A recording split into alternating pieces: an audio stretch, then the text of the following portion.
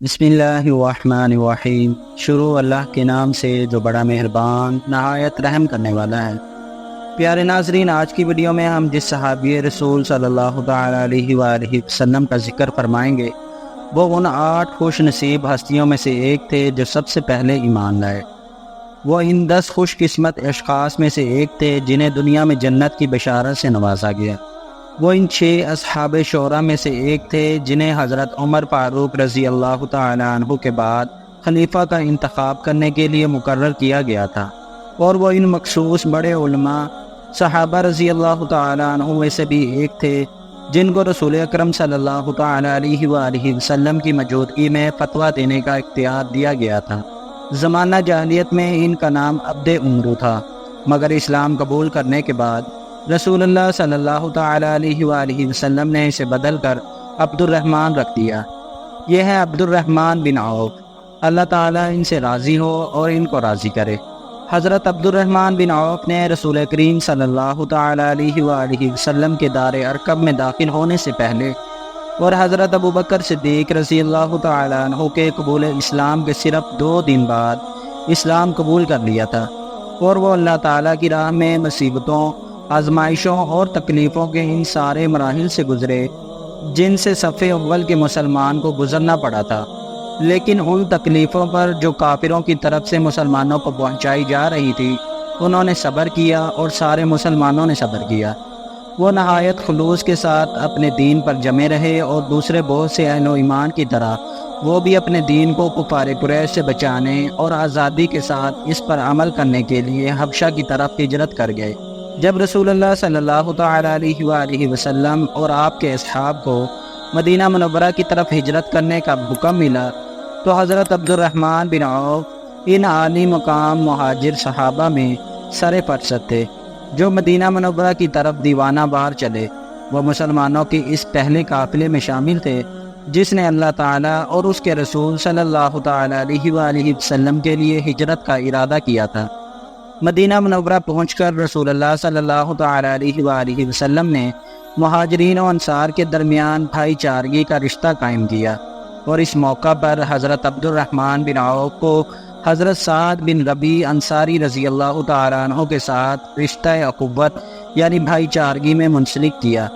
حضرت سعد بن ربیع رضی اللہ تعالیٰ عنہ نے ان سے کہا، میرے بھائی، میں مدینے کا سب سے مالدار شخص ہوں۔ میرے پاس اس وقت 2 باغ ہیں اور 2 بیویاں ہیں۔ تم دیکھ لو دونوں میں سے کون سا باغ تمہیں پسند ہے تاکہ میں وہ آپ کو ہدیہ دے دوں، اور دونوں بیویوں میں سے جس عورت کو تم پسند کرو اس کو میں طلاق دے دوں اور تم اس سے نکاح کر کے اپنا گھر بسا لو۔ جواب میں حضرت عبد الرحمن بن عوف نے اپنے انصاری بھائی سے کہا،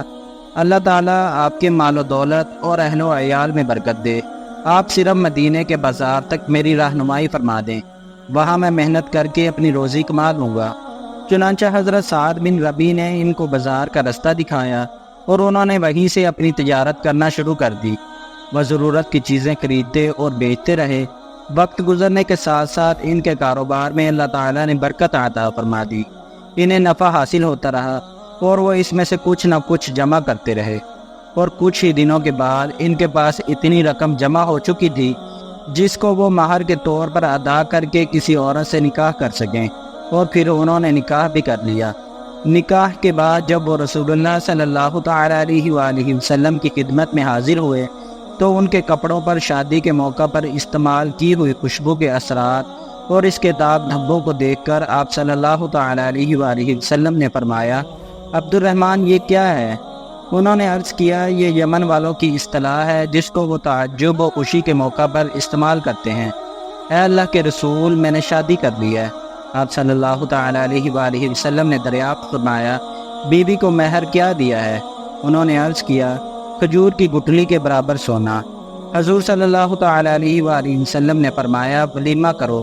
چاہے 1 بکری ہی کیوں نہ ہو، اللہ تعالیٰ تمہارے لیے مال میں برکت دے۔ حضرت عبد الرحمن بن عوف فرماتے ہیں،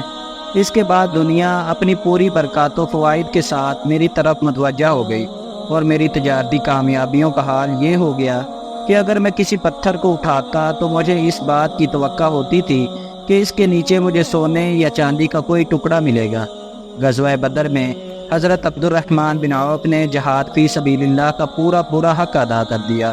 انہوں نے اللہ کے دشمن عمیر بن عثمان کعبی کو قتل کیا، اور غزوہ احد کے موقع پر جب بہت سے لوگوں کے پاؤں اکھڑ گئے تھے اور کچھ لوگ میدان چھوڑ کر چلے گئے تھے، تو اس وقت بھی حضرت عبد الرحمن بن عوف اپنی جگہ جمے رہے، اور جب وہ غزوہ احد سے واپس لوٹے تو ان کے جسم پر 20 سے زیادہ گہرے زخم تھے، جن میں سے بعض اتنے گہرے تھے کہ ان میں آدمی کا ہاتھ چلا جاتا تھا۔ حضرت عبد الرحمن بن عوف جس طرح جانی جہاد میں پیچھے نہ رہے، اسی طرح انہوں نے مالی جہاد میں بھی خوب بڑھ چڑھ کر حصہ لیا۔ ایک موقع پر رسول اللہ صلی اللہ تعالیٰ علیہ وآلہ وسلم ایک فوجی دستہ تیار کرنا چاہتے ہیں۔ اس کے لیے آپ صلی اللہ تعالیٰ علیہ وآلہ وسلم صحابہ اکرام سے مالی تعاون کی اپیل کرتے ہوئے فرماتے ہیں، میں ایک فوجی دستہ بھیجنا چاہتا ہوں، تم لوگ اس کے لیے مالی تعاون پیش کرو۔ حضرت عبد الرحمن بن عوف رسول اللہ صلی اللہ تعالیٰ علیہ وآلہ وسلم کا یہ ارشاد سن کر فوراً اپنے گھر جاتے ہیں، اور جلدی واپس آ کر حضور صلی اللہ تعالیٰ علیہ وآلہ وسلم سے عرض کرتے ہیں، اے اللہ کے رسول، میرے پاس 4000 کی رقم ہے، میں اس میں سے 2000 اپنے رب کو قرض دے رہا ہوں، اور باقی 2000 میں نے اپنے اہل و عیال کے لیے چھوڑ دیا ہے۔ یہ سن کر رسول اللہ صلی اللہ تعالیٰ علیہ وآلہ وسلم فرماتے ہیں،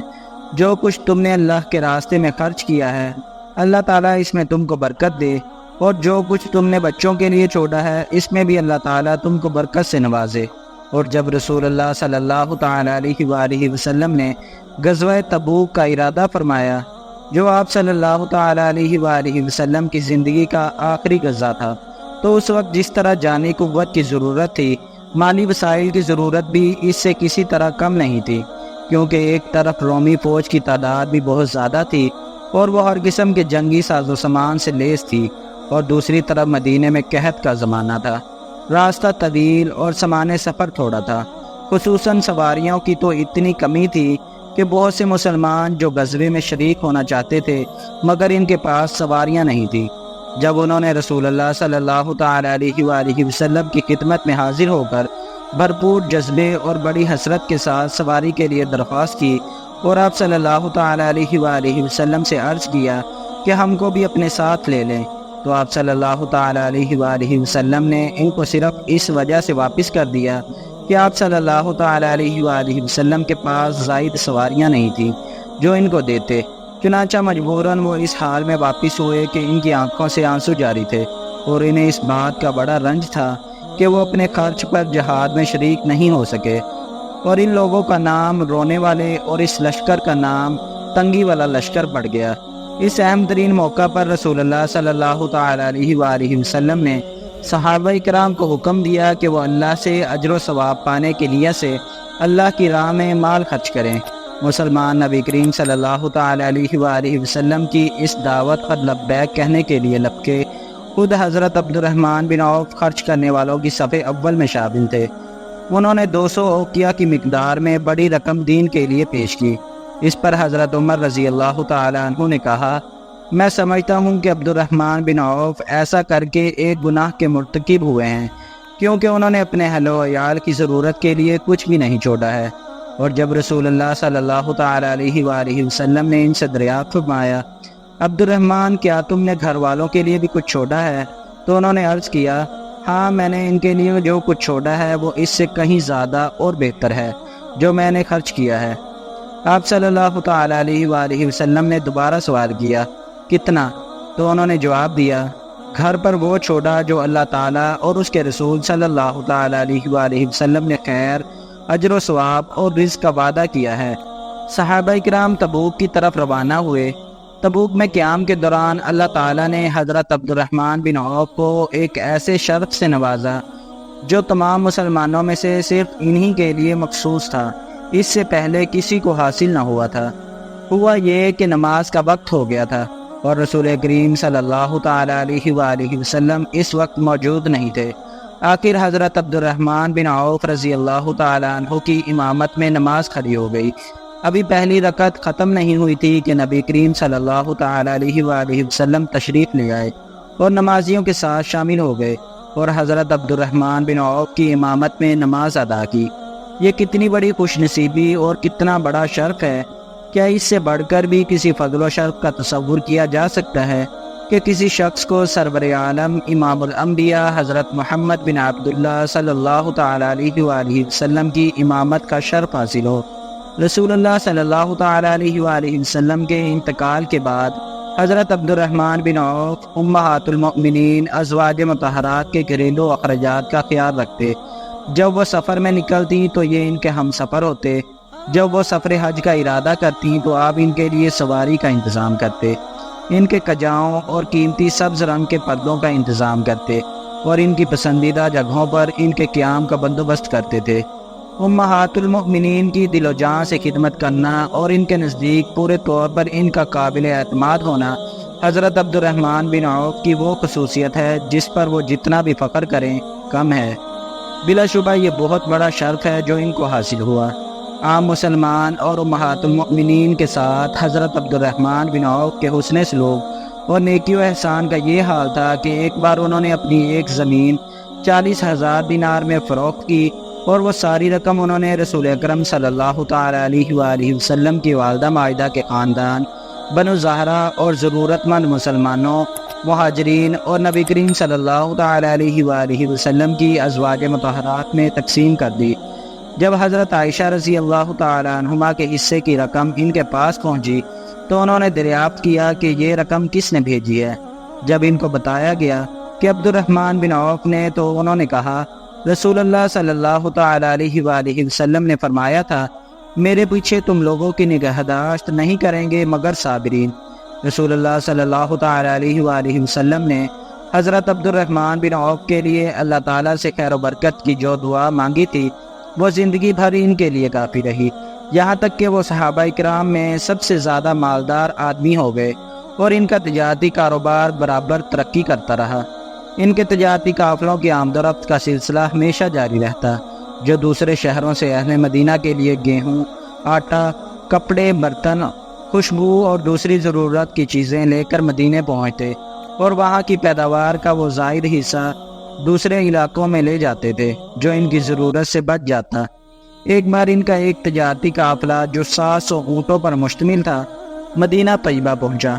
ان کی پیٹھوں پر خوراک کے ذخیرے، ضروریات زندگی کے سامان اور وہ تمام چیزیں لدی ہوئی تھیں جن کی ضرورت لوگوں کو اکثر پڑتی ہے۔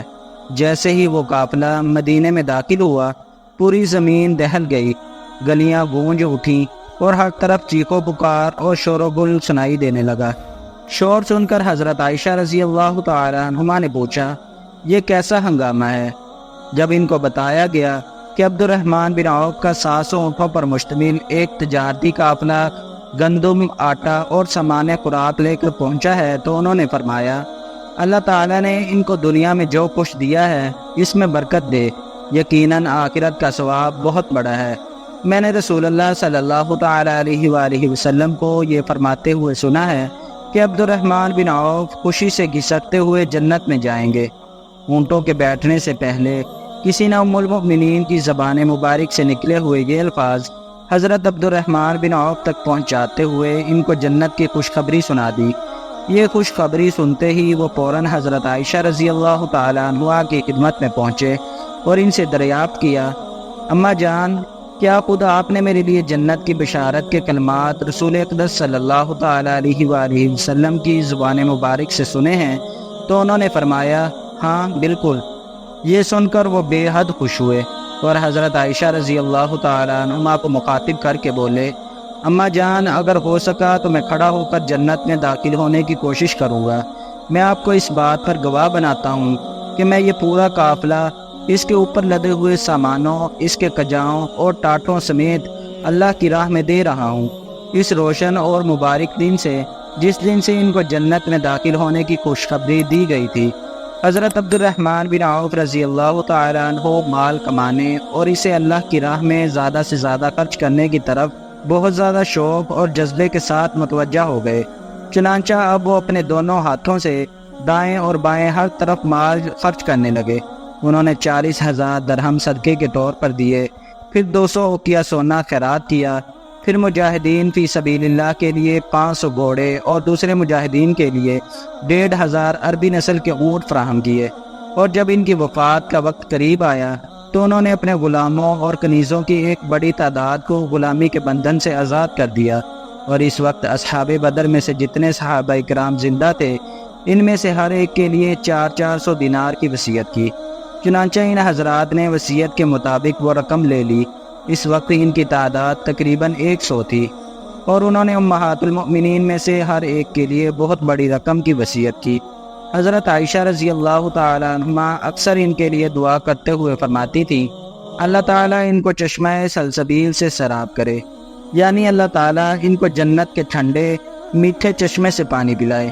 انہوں نے اپنے ورثہ کے لیے 1000 اونٹ، 100 گھوڑے اور 3000 بکریاں چھوڑی۔